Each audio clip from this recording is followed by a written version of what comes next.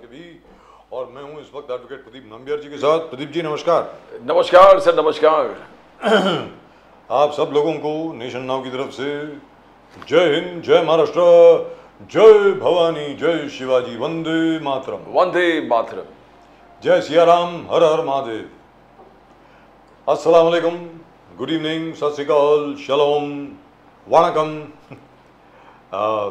in Chinese konnichiwa, in Japanese konnichiwa, and in Chinese ni hao.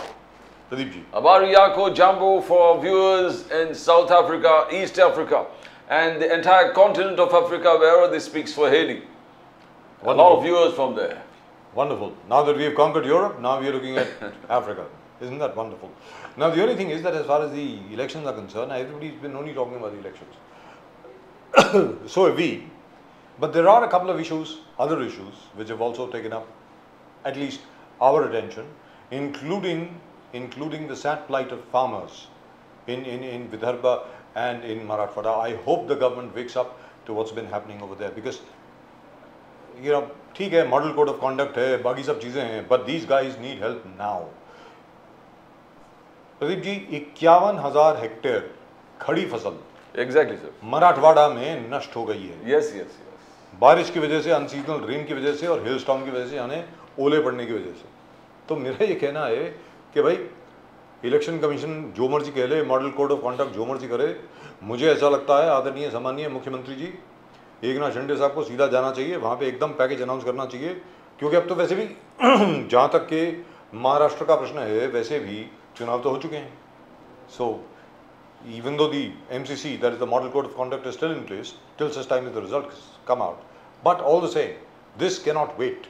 This is an emergency. Yes, sir. But Eknath Shinde ji, I think he's on the war footing. जहाँ भी ऐसे कुछ भी calamity हो, he reaches there at any point of time.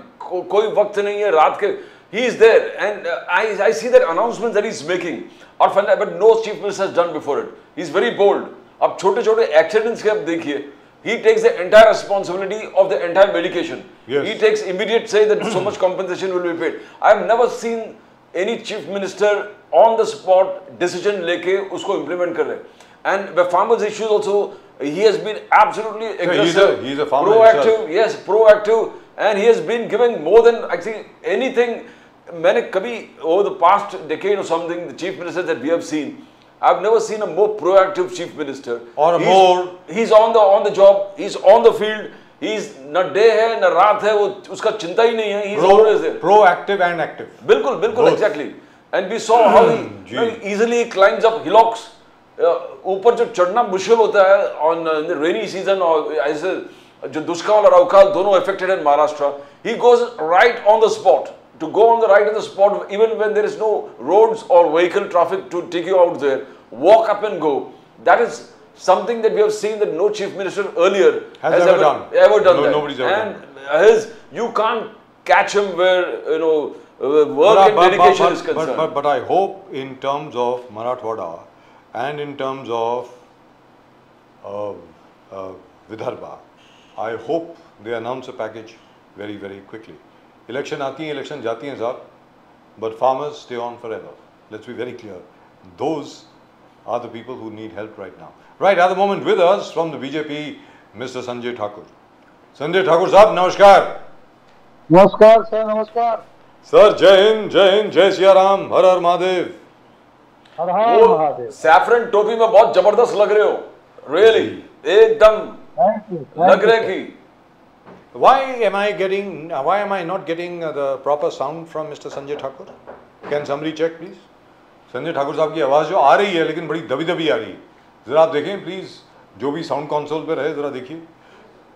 So Sanjay Thakur साहब, oh our great sound recordist is here, good, ज़रा देखिए भाई। तो संजय ठाकुर साहब, अभी अगर विश्लेषण किया जाए, आपको आवाज़ आ रही है सर? मेरी आवाज़ आ रही है आपको? बिल्कुल आ रही है, बिल्कुल अच्छी तरह से आ रही है। क्योंकि आपकी आवाज़ बड़ी दूर से आ रही है। तो संजय ठाकुर साहब, आज की तारीख में बार बार ये कहा जा रहा है कि लोगों ने अपने हाथ में चुनाव ले लिया है, लोगों ने तय कर लिया है कि बीजेपी जाने वाली है, लोगों ने तय कर लिया है टाइम फॉर चेंज। ये सब क्या हो रहा है सर बताइए? मतलब हो सकता है कि बाकी सब लोग जो हैं कोई और चुनाव देख रहे हों, क्योंकि मुझे तो नहीं दिख रहा है ये लोगों को क्या दिख रहा है सर, जरा बताया जाए मुझे। ऐसा है वजह साहब कि जो चौथा फेज का चुनाव हुआ, चौथे फेज के चुनाव में ही भारतीय जनता पार्टी 270 टच कर चुकी है। पांचवें फेज का चुनाव हो चुका है जिसमें 59 सीटें थी जी। और अभी छठे फेज का चुनाव कल हो रहा है जिसमें 57 सीट्स हैं, और सातवें फेज का चुनाव 1 तारीख को होना है, उसमें भी 57 सीट्स के चुनाव होना है। असल में अपोजिशन को ये पता चल गया है कि उन लोगों का टुकड़ा पूरी तरह से साफ हो रहा है, और ये सच है कि लोगों ने चुनाव अपने हाथ में ले लिया हुआ है। जिस तरह से विरोधी पक्ष के लोग भ्रामक प्रचार, लगातार प्रचार कर रहे थे, और जिस तरह से भारतीय जनता पार्टी की सरकार को बदनाम करने की कोशिश कर रहे थे, लोगों को गलत तरीके से भ्रम फैलाने की कोशिश कर रहे थे कि संविधान बदल देंगे, संविधान बदल देंगे, तो देश की जनता को यह समझ में आए कि ये लोग गलत काम कर रहे हैं। इसलिए भारतीय जनता पार्टी का प्रचार तो एक तरफ लोगों ने ही गाँव मैं अभी मुंबई की धरती पे पैर रखकर उत्तर प्रदेश से आया हूँ, कल पोलिंग हुई है, और जो रिस्पांस मैंने देखा है लोगों का, आने वाले समय में विपक्षियों के लिए कोई जगह नहीं बचेगी। जनता ने खुद अपने हाथ में इनका हिसाब करने का तय कर लिया है, लोगों ने चुनाव अपने हाथ में ले लिया है, और भारतीय जनता पार्टी 400 पार बहुत आसानी से करने जा रही है। 400 पार सिर्फ भारतीय जनता पार्टी? भारतीय जनता पार्टी और गठबंधन के जो सभी साथी हैं, जो हमारा नारा था 370 साहब। तिवारी जी, संजय ठाकुर साहब, बात यह है कि सोनिया गांधी जी इमोशनल अपील किया है लोगों से, स्पेशली दिल्ली में। ठाकुर साहब, सोनिया गांधी जी ने कहा आप हमको वोट देंगे तो हमारा जो वोट होगा वो एम्प्लॉयमेंट जनरेट करेंगे, हमारा जो वोट है वो प्राइस राइज को कर्ब करेंगे, हमारा जो वोट है तो इन्फ्लेशन को कंट्रोल करेंगे, हमारा जो वोट है, जो दिल्ली के बाहर किसान है उनको हेल्प करने वाले वोट है। If you are voting you will save the constitution, संविधान को बचाएंगे, लोकतंत्र को बचाएंगे। ठाकुर साहब, आज सोनिया गांधी जी ने इमोशनल अपील जिस प्रकार से लगातार चालू है, क्या ये दिल्ली में बहुत इफेक्ट होगा और अन्य जगह पर? बिल्कुल कोई इफेक्ट नहीं होने वाला है। असल में ऐसा है कि 10 साल तक यूपीए की चेयरपर्सन रही आदरणीय सोनिया गांधी जी, और यूपीए की सरकार थी, मनमोहन सिंह जी प्रधानमंत्री थे, बहुत बड़े इकोनॉमिस्ट। तो कितना एम्प्लॉयमेंट दिया उन्होंने, देश के कितने नौजवानों को एम्प्लॉयमेंट दे दिया उन्होंने, कौन सा चमत्कार कर दिया उन्होंने, जो जिसके दम पे ये कहते, देखिए देश की जनता ये जानती है, लोग ट्राइड एंड टेस्टेड हैं, वर्षों वर्षों तक इन लोगों को देश की जनता ने मौका दिया है और इनकी परीक्षा ली, और ये हर बार फेल हो गए हैं। ये नारा देते हैं गरीबी हटाओ, और गरीबी हटाने के लिए कभी कोई काम नहीं करते हैं। ये वही लोग हैं, और इस देश की जनता को इनके लगभग 65 साल के शासन काल का अनुभव है। इस देश की जनता जानती है कि ये लोग जब चुनाव करते हैं बड़े बड़े झूठे वादे करते हैं, झूठ बोलते हैं, और किसी न किसी तरह से इनके प्रकार ये लोग सत्ता में वापसी करना चाहते हैं, क्योंकि सत्ता के बिना जैसे मछली बिना जल के तड़पती है, वैसे ये लुटेरी कांग्रेस के लोग सत्ता के बिना मछली की तरह तड़प रहे हैं, और किसी तरह के अप्रासंगिक वादे करके किसी भी कीमत पे सत्ता में आना चाहते हैं। और यही वजह है कि ये लोगों ने नरेंद्र मोदी जी का विरोध करते करते इनको समझ में नहीं आया कि उन्होंने भारत देश का विरोध शुरू कर दिया, और भारत देश की जनता ने इस बात को बखूबी समझ लिया है, इसलिए इनको कोई मौका मिलने वाला नहीं है।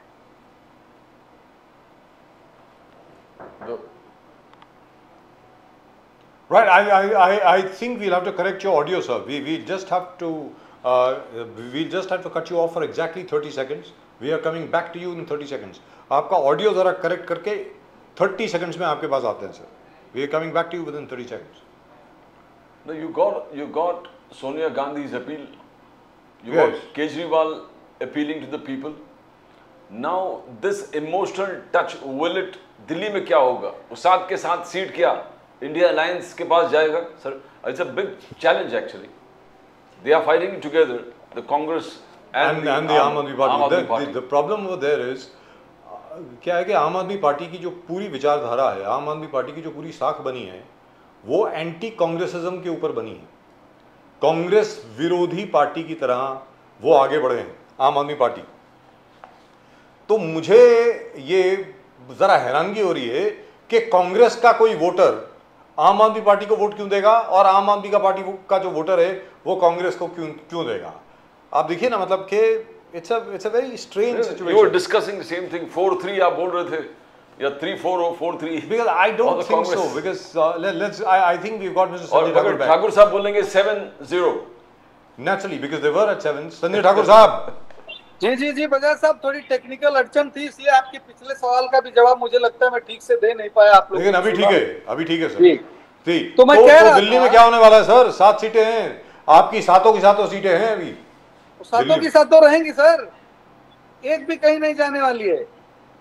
देखिए, मैं आपसे कह रहा था कि जब आदरणीय सोनिया गांधी जी इस तरह के भावनात्मक अपील करती हैं तो उसके पीछे देश की जनता को यह भी तो पता है कि वो खुद यूपीए की चेयरपर्सन रही हैं और 10 साल तक इस देश में कांग्रेस की सरकार रही, बहुत बड़े इकोनॉमिस्ट थे, वो इस देश के प्रधानमंत्री रहे। तो देश की जनता को पता है कि कितना एम्प्लॉयमेंट जनरेट कर दिया इन लोगों ने, क्या क्या किया इन लोगों ने, देश की जनता को बखूबी पता है।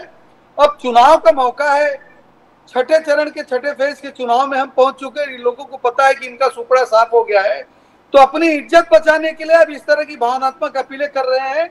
लेकिन इनकी इस तरह की अपीलों का कोई लाभ नहीं होने वाला है और भारतीय जनता पार्टी पूरे दमखम के साथ एक बार फिर से नरेंद्र मोदी जी के नेतृत्व में लगातार तीसरी बार देश की सरकार बनाने जा रही है और आने वाले समय में भारत मजबूती के साथ वैश्विक शक्ति बन के उभरेगा और विकसित भारत की तरफ अग्रसर होगा और कुछ महीनों में, एक आध साल में हम पूरे विश्व की चौथी आर्थिक शक्ति बन जाएंगे। सर चौथी तो इसी साल बन जाएंगे सर जी, चौथी तो इसी साल बन जाएंगे।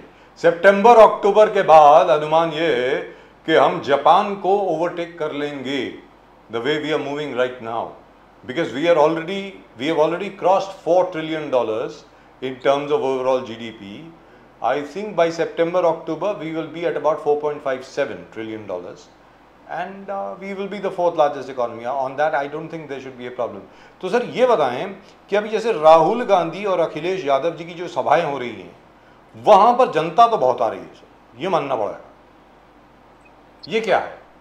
देखिए ऐसा है, सैलाब है सर। ऐसा है बजाज साहब कि आप अगर गौर से देखेंगे इसको तो उत्तर प्रदेश 25 करोड़ की आबादी वाला प्रदेश है जी। अखिलेश यादव और राहुल गांधी की सभाएं उत्तर प्रदेश में हो रही हैं। माइनॉरिटी और एमओआई समीकरण जो है इनका, माइनॉरिटी मुस्लिम और यादव ध्रुवीकरण हुआ है इनका, तो इनके लोग सभाओं में पहुंच रहे हैं। लेकिन भारतीय जनता पार्टी की सभाओं में भी तो कोई कम भीड़ हो नहीं रही है ना। और इनके एमओआई समीकरण से अगर ये चाहते हैं कि उत्तर प्रदेश में लड़ाई लड़के ये जीत लेंगे तो ये संभव नहीं है, ये नहीं जीत पाएंगे, क्योंकि उससे ज्यादा लाएंगे कहां से? जिनका 49% वोट परसेंटेज पहुंच चुका है और 51%, 54% का टारगेट लेके भारतीय जनता पार्टी चल रही है, तो उसके मुकाबले 32% से कैसे लड़ेंगे चुनाव? पीडीए ठाकुर साहब, पीडीए पिछड़ा दलित अल्पसंख्यक, ये फॉर्मूला लेकर राहुल गांधी जी और अखिलेश यादव वहां पर जा रहे हैं एंड दे बिलीव दैट आपने काशी और अयोध्या छोड़कर पूरे देश में, पूरे यूपी में कोई तरक्की किधर भी हुआ नहीं है। और उनका कहना है कि क्या काशी और अयोध्या यही 2 डिस्ट्रिक्ट है, बाकी 78 में कहां आपने कुछ काम किया? 78 डिस्ट्रिक्ट्स में कोई काम नहीं हुआ है, उनका कहना है। आलम यह है, समाजवादी पार्टी के स्पोक्सपर्सन थे, उन्होंने कहा अयोध्या भी आप हारने वाले हो बिकॉज काम हुआ नहीं है, मंदिर बांधने से जीतने वाले नहीं है ठाकुर साहब। यही हरकतें इनको गर्त में लेके जाती हैं। और चलिए कम से कम ये स्वीकार तो कर रहे हैं ना कि हमने 2 डिस्ट्रिक्ट में, इनकी तरह तो सत्ता आने के बाद खाली अपनी मैनपुरी एक डिस्ट्रिक्ट का विकास तो हम नहीं करते ना। देखिए ऐसा है कि ये लोगों को आदत पड़ गई इस तरह की बात करने की। इनके इस तरह की बात करने से कुछ होने वाला नहीं है। भारतीय जनता पार्टी के पास जो ओबीसी, जो आप कह रहे हैं ना ओबीसी दलित गठबंधन की बात, तो ओबीसी में 15 से 20% स्वयं इनका यादव, कुम्हार, धरिकार, लोहार, ये जो ओबीसी की जातियां हैं, जो मिट्टी का बर्तन बनाने वाले लोग हैं, जो लोहे का काम कारीगर करने हैं, वाले जो हैं। बर्तन बनाते हैं, कटाई करते हैं, जी। इस तरह की बहुत सारी जातियां हैं जिनका पूरा समर्थन नरेंद्र मोदी जी के साथ जी है है। और भारतीय जनता पार्टी के साथ है।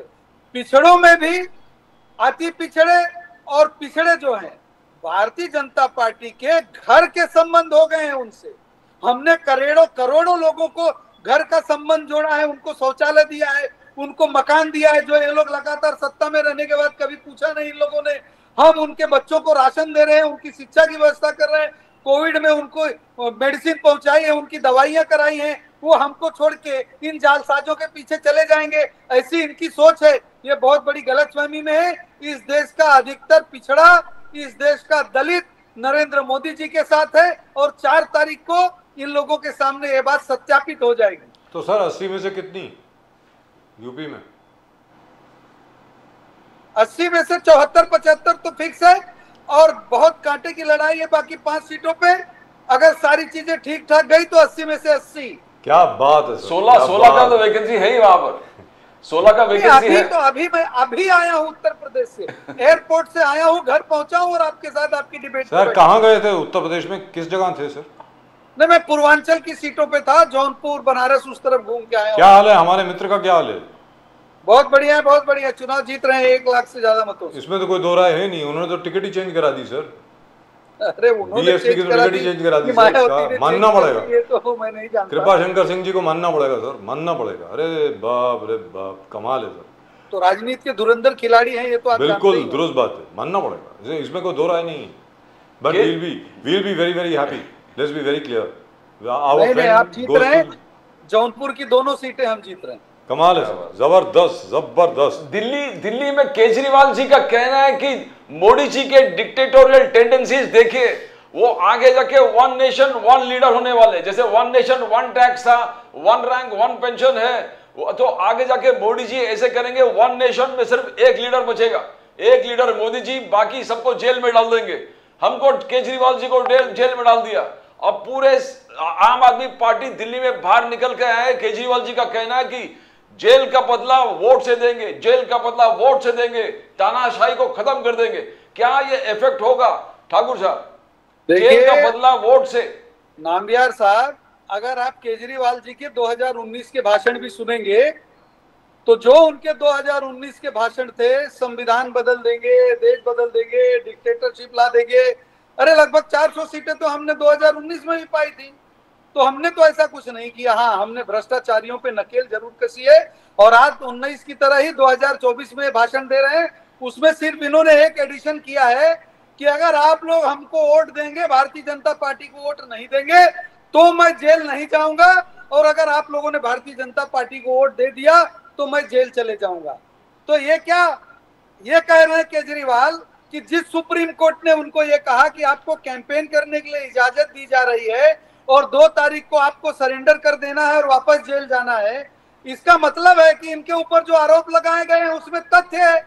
लेकिन इस देश की सुप्रीम कोर्ट ने एक अपना बड़ा दिल दिखाते हुए कि भाई चुनाव चल रहा है और आप एक पार्टी के नेता हो, आप रोज रो रहे हो कि मुझे चुनाव से दूर रखने के लिए अंदर किया गया है, तो जाओ देख लो चुनाव में तुम्हारी ताकत क्या है, और उसके बाद 2 तारीख को फिर सरेंडर कर देना।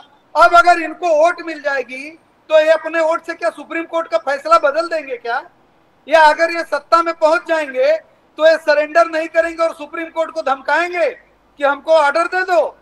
अरे ये केजरीवाल जी अपने आप को बहुत पढ़ा लिखा समझते हैं, लेकिन अव्वल दर्जे के बेवकूफों की तरह बात करते हैं। ये अपील कर रहे हैं कि आप लोग भारतीय जनता पार्टी को हराइए, अगर भारतीय जनता पार्टी को हराएंगे और हम लोगों को वोट देंगे तो मैं जेल जाने से बच जाऊंगा। अरे भाई साहब, तुम्हें कोई जेल जाने से नहीं बचा सकता।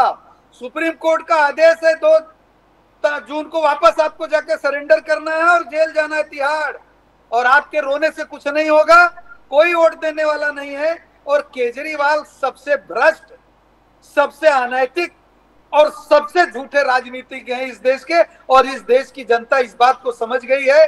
इस बहुरूपिये को, इस ढोंगी को कोई समर्थन नहीं देने वाला है। और दिल्ली ने उनको इनकी जगह 3 बार और चुना कोई है, नहीं, सिर्फ जेल की सलाखें हैं। और दिल्ली ने उनको 3 बार चुना है।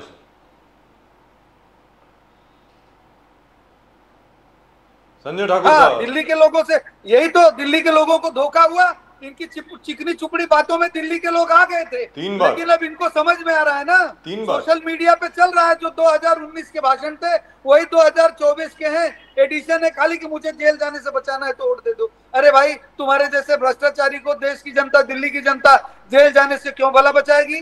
दिल्ली और कौन लगते हो पंजाब, तुम उनके? दिल्ली और पंजाब भी है ना सर। पंजाब का भी असर आप देख लीजिएगा बजाज साहब, पंजाब के लोग तो और ज्यादा समझदार हैं। पंजाब के लोगों को पता है कि अब दिल्ली में शराब बांट रहा है, पंजाब में ड्रग्स बांटेगा, पंजाब में ड्रग्स बेचने वालों के लिए कोई नई स्कीम लाएगा। ये पंजाब के लोगों को पता है कि पंजाब हाथ से निकल जाएगा। केजरीवाल जैसे भ्रष्टाचारी देशद्रोही को अगर इस देश की सत्ता में रहने दिया गया तो देश का बंटाधार कर देगा। सर एक चीज मैं आपसे पूछना चाह रहा हूं, बार बार भारतीय जनता पार्टी की तरफ से एक वक्तव्य आता है अरविंद केजरीवाल को लेके या आम आदमी पार्टी को लेके कि आम आदमी पार्टी को प्रो खालिस्तान फोर्सेस जो हैं उनका समर्थन प्राप्त है, नंबर 1। नंबर 2, कुछ फाइनेंस भी आया है खालिस्तानियों की तरफ से अरविंद केजरीवाल जी को। तो सर हर एक एजेंसी तो आपके हाथ में है, अभी तक उसका पर्दाफाश क्यों नहीं हुआ और एनआईए का केस इनके ऊपर क्यों नहीं लगा? ये सारी चीजें लगेंगी बजाज साहब। देखिए ऐसा है कि टेलीविजन चैनल पे बैठ के ये बातें बताने की है नहीं, एजेंसियों ने सारी चीजों को इकट्ठा किया है, सारा डोजियर बनाया है, दिया गया है और ये सारी कार्रवाई चल रही है। अरविंद केजरीवाल का तो वो हाल होगा कि इनकी 7 पुश्तें याद करेंगे कि देश के साथ गद्दारी करने, देशद्रोहियों के साथ मिलके काम करने, चाइना और खालिस्तानियों के इशारे पे काम करने का हश्र क्या होता है, समझेगा इनको। मोदी साहब ने कहा ना आंख झुकाकर ना आंख उठाकर, हम अभी आंख में आंख डालकर बात करते हैं। ये देश को हमने, हिंदुस्तान को वर्ल्ड अफेयर्स में यहां पर लेके आए। बोले आर्टिकल 370 एब्रोगेशन, पूरे देश क्या पूरा दुनिया इसको मानने लगे। पहले अरब नेशंस भी उठाते थे कश्मीर इशू, बाहर के वेस्टर्न नेशंस बोलते थे कश्मीर डिस्प्यूट। आर्टिकल 370 एब्रोगेशन के बाद ना कोई अरब स्टेट इसके बारे में बात करते हैं और वेस्टर्न पावर्स जितने हैं वो बोलते हैं इंडिया के इंटरनल इशू है। यह बहुत बड़ा उपलब्धि है और इसको आप नजरअंदाज नहीं कर सकते। इसी अर्लियर मोदी साहब ने कहा आर्टिकल 370 और बीजेपी को 370 मत मिलना जरूरी है। क्वालिफाई होता है ठाकुर साहब, क्वालिफाई होता है। इतने साल के बाद article 370 abrogation is a great achievement Thakur साहब। बिल्कुल बिल्कुल, भारत के देश के लोगों के लिए ये बिल्कुल सपने जैसा था और कभी किसी को लगता नहीं था। और जब 370 एब्रोगेशन की बात होती थी तो लोग, इसी इंडी गठबंधन के लोग खून की नदियां बहाने की बातें करते थे, एक चूहा भी नहीं मरा। तो ये इसी तरह से इंटरनेशनल स्तर पे भी गुमराह हुए थे, खुद डरे हुए थे। दलाली खाने वाले लोग दूसरे लोगों से दलाली खा के भारत का सही पक्ष कभी दुनिया के सामने रखा नहीं। और भारत का ये बेटा जब 2014 में भारत देश का प्रधानमंत्री बना तो इन्होंने दुनिया के सामने जाकर भारत का अपना पक्ष मजबूती के साथ रखा, भारत की स्थिति को दुनिया को बताया और दुनिया ने उसको सहर्ष स्वीकार किया, क्योंकि प्रामाणिकता होनी चाहिए। नरेंद्र मोदी जी की प्रामाणिकता और नरेंद्र मोदी जी ने लीड लेके जिस तरह से वैश्विक स्तर पे अपने आप को आगे लाया, विश्व की समस्याओं को जैसे अपने से जोड़कर उनको जिस तरह से सॉल्व करने का प्रयास किया, दुनिया के लोगों को उनके प्रयास में एक सच्चाई नजर आई और दुनिया के लोगों को लगा कि नहीं, ये एक व्यक्तित्व है जो वैश्विक नेतृत्व करने की क्षमता रखता है। और बार बार विश्व के दूसरे नेताओं ने कहा कि वैश्विक नेतृत्व की क्षमता है नरेंद्र मोदी जी में, और इसलिए नरेंद्र मोदी जी को ऑडियंस मिलने लगी पूरे देश के राष्ट्राध्यक्षों के बीच में। नरेंद्र मोदी जी ने अपने भारत के पक्ष को बिल्कुल सलीके से रखा और दूसरे पड़ोसी देशों की जो कारगुजारियां थी उससे ठीक ढंग से अवगत कराया विश्व समुदाय को, और इसलिए हमको ये सफलता मिल सकी। तो यहाँ पर एक चीज मैं आपको याद दिलाना चाहता हूँ कि जिस दिन ये आर्टिकल 370 एब्रोगेट हुआ, यानी पहले रिपील हुआ उसके बाद एब्रोगेट हुआ, 35A भी एब्रोगेट हो गया है, which is fantastic by the way. Now you can actually buy property all over Jammu and Kashmir, which is fantastic. Now sir उस दिन अमित शाह साहब ने ये कहा था कि पाकिस्तान अधिकृत कश्मीर जो है वो भी हम वापस लेके आएंगे और अक्साई चिन को भी हम भूले नहीं हैं। अक्साई चिन हमारा हिस्सा है और हम उसको भारत के साथ वापस जोड़ेंगे। तो उसमें क्या प्रोग्रेस हुई है? क्या हम ये अपेक्षा रखें कि मोदी जी के तीसरे टर्म में पीओके और अक्साई चिन दोनों वापस हिंदुस्तान में आएंगे सर? देखिए बजाज साहब, भारतीय जनता पार्टी का बहुत ही क्लियर कट एजेंडा होता है, बहुत ही क्लियर कट मैनिफेस्टो होता है। मैंने पहले भी कहा है, भारतीय जनता पार्टी के देश की संसद में जब सिर्फ 2 सांसद थे तभी हमने कहा था मंदिर बनाएंगे, आर्टिकल 370 हटाएंगे, इस देश में एक कानून होगा, एक निशान होगा, एक संविधान होगा। और आज जब हमारे भारतीय जनता पार्टी के नेता ये कहते हैं कि अक्साई चीन को हम नहीं भूले हैं, पीओके भारत का अभिन्न अंग है, था और रहेगा, हम इसको लेकर रहेंगे, तो निश्चित रूप से भारत देश की जनता इस बात पर विश्वास करती है और आने वाले समय में उनको ये खुशियां भी ईश्वर की कृपा से नसीब होने वाली हैं, प्रभु श्री राम जी की कृपा से नसीब होने वाली है। संजय ठाकुर मैं साहब, आपको बात करते करते भूल गया था बजाज साहब, अभी जब आप अखिलेश यादव और राहुल गांधी की बात कर रहे थे, तो अखिलेश यादव को जब बात करनी होती है तब कहते हैं हम तो यदुवंशी हैं, हम तो श्री कृष्ण के वंशज हैं। बोलते लेकिन भारतीय जनता पार्टी के नेता जब काशी के और मथुरा की बात करते हैं तब उनको सांप सूंघ जाता है, तब उनका मुस्लिम वोट खटकने का डर पैदा हो जाता है और तुरंत अपीजमेंट की पॉलिटिक्स पे आ जाते हैं। अरे काशी के तो मुसलमान नरेंद्र मोदी जी के साथ हैं, क्या बात कर रहे हैं सर आप? मोदी जी की जो रैली हुई, अभी रोड शो जो हुआ था काशी में, 1.5 के 2 लाख मुसलमानों को तो मैंने देखा है रैली में। इतने बिल्कुल सही क्या बात है। कर रहे हैं आप? वो तो काशी के मुसलमान नरेंद्र मोदी जी के साथ हैं, बिल्कुल है, उसमें तो दो राय लखनऊ का नहीं। मुसलमान राजनाथ सिंह के साथ में है, जौनपुर का मुसलमान संजय सिंह के साथ में है। इसका मतलब है भारत देश का मुसलमान भारतीय जनता पार्टी के साथ है। ये भ्रम में ना रहे ये लोग।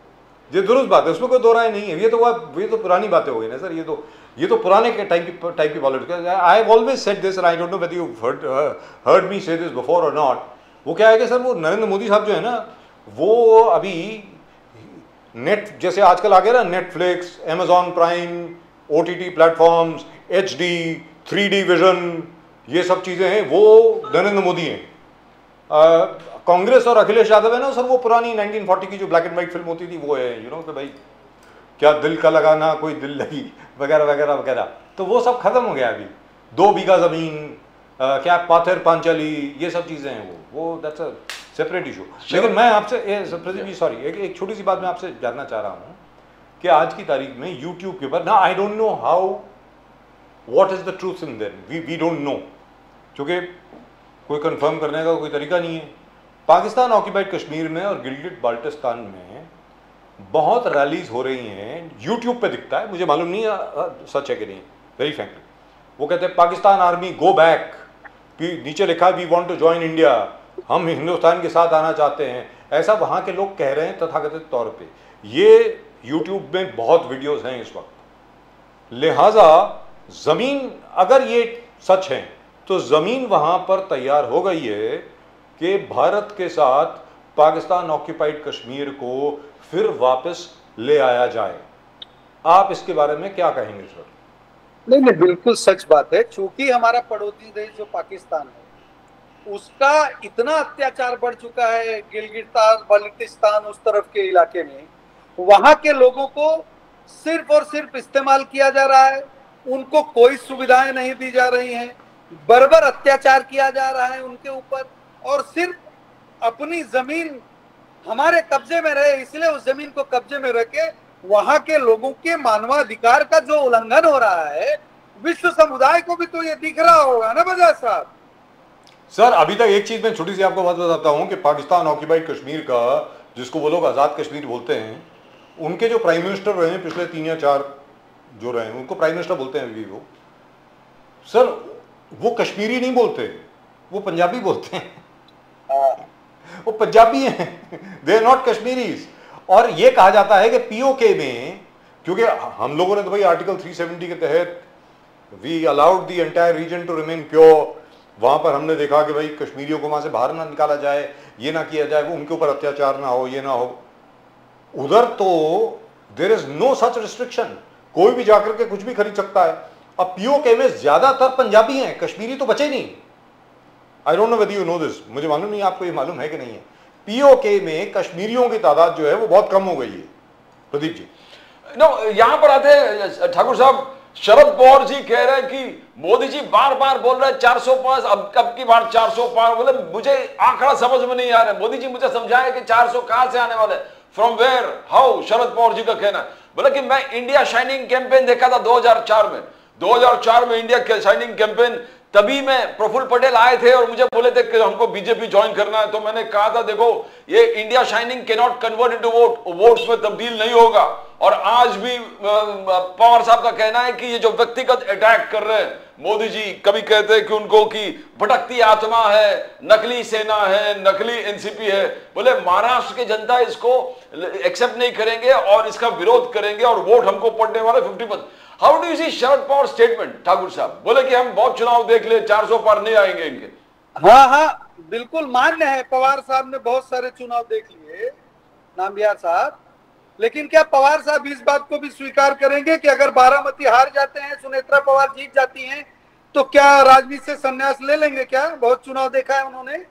अरे उनके पास अभी कोई काम बचा नहीं है, इस बुरी अवस्था में भी, इतनी तबीयत खराब होने के बावजूद अपनी बेटी की राजनीति बचाने के लिए इतनी मेहनत कर रहे हैं। मेरे अंदर उनका सम्मान भी बढ़ जाता है कि आज भी इस देश में कलयुग में महाभारत के जमाने के धृतराष्ट्र मौजूद हैं, ऐसे ही धृतराष्ट्र रहे होंगे जैसे हमारे आदरणीय शरद पवार साहब हैं। बेटी के लिए आप बताइए, इतनी लू में, इतनी गर्मी में, इतनी तबीयत खराब होने के बावजूद भी जान की बाजी लगा के घूम रहे हैं और जानते हैं उनको कुछ मिलना जुलना नहीं है, लेकिन वो इस तरह का कैंपेन करके अपने आधार को ये लोग बचाना चाहते हैं। तो और अगर मान लीजिए उल्टा हो गया संजय ठाकुर साहब, कोई दम नहीं है। संजय ठाकुर साहब, अगर मान लीजिए सुप्रिया सुले जी जीत गई वहां से, फिर मान लीजिए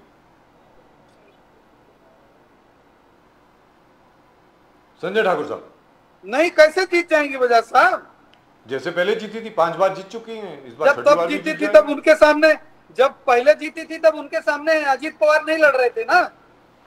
अब की तो अजीत पवार लड़ रहे हैं, जो उनका पूरा कॉन्स्टिट्यूएंसी देखते थे, ये तो कभी कभी मेहमान की तरह जाती थी, काम तो वहां अजीत पवार जी करते थे ना। तो आपके मुताबिक सुप्रिया सुले जी का बारामती जीतना इस बार नामुमकिन है? हार चुकी है चुनाव, ये तो पवार साहब को 4 तारीख को समझेगा, और उस दिन जो सदमा लगेगा वो कैसा सदमा होगा, मैं तो वो सोच के परेशान हूँ कि तो क्या स्थिति हो जाएगी। कांग्रेस में आ जाएंगे, कांग्रेस ज्वाइन करेंगे। उन्होंने कहा कि ऐलान, छोटे छोटे दल कांग्रेस में लीन होना चाहिए, मर्ज होना चाहिए। ठाकुर साहब उसका संकेत तो उन्होंने दे ही दिया है। उनकी राजनीतिक प्रासंगिकता कितनी है जब बताइए, कैसे कांग्रेस के साथ विद्रोह करते हैं और जब एकदम किनारे कर दिए जाते हैं, किसी लायक नहीं रहते, तो फिर कांग्रेस ज्वाइन कर लेते हैं। आज फिर जब एक समाप्ति की तरफ है तो फिर से कांग्रेस में मर्ज होने की बात कर रहे हैं। तो ये तो उनकी चतुराई है, इसीलिए तो उनको चाणक्य कहते हैं लोग, और कांग्रेस यही तो नहीं समझ पाई उनको गले।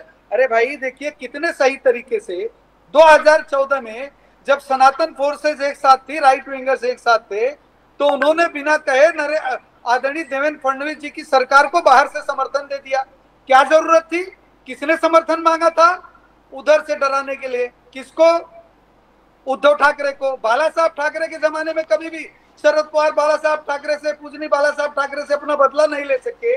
उन्होंने पूजनी बाला साहब ठाकरे से बदला लेने का तय किया था, और पूजनी बाला साहब ठाकरे के बाद उन्होंने उद्धव ठाकरे जी को गले लगा के उनका गला काट दिया है। मैं बता रहा हूं आपको, आने वाले समय में महाराष्ट्र के राजनीतिक इतिहास में देखा जाएगा कि उद्धव ठाकरे जी के जीवन की जो सबसे बड़ी भूल थी वो शरद पवार को हाथ मिला के गले लगाना हुआ, और इसके लिए उद्धव ठाकरे जी कितनी भी माफी मांगेंगे, महाराष्ट्र की जनता उनको माफ नहीं करेगी, और उनको समझ में तब आएगा जब उनके पैरों से जमीन खिसक चुकी होगी।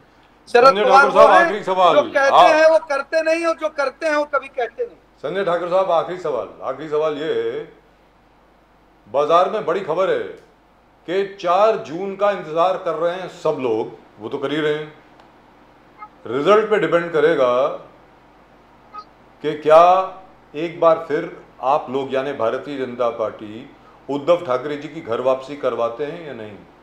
अगर रिजल्ट जो है, परिणाम जो है उद्धव जी के फेवर में आ गया, तो हो सकता है कि उद्धव जी वापस एनडीए में आ जाएं। ऐसा कुछ है क्या सर?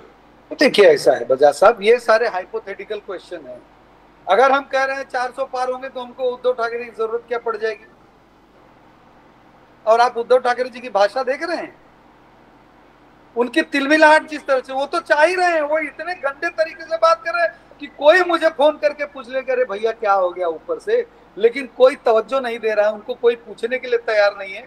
उनके फ्रस्ट्रेशन का लेवल ले चुका है कि कुछ भी बोल रहे हैं ताकि कोई ऊपर से, अरे भाई तबीयत खराब थी तब प्राइम मिनिस्टर साहब बहनी साहब को फोन करके इनकी तबीयत पूछ रहे थे, अब तो तबीयत टनाटन हो गई है, जो मन में है बोल रहे हैं, तो अब जरूरत ही नहीं इनसे बात करने की। तो 48 में से कितनी सीटें सर महाराष्ट्र में?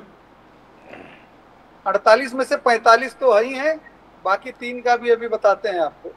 मतलब हो सकता है 48 में से 48 आ जाए।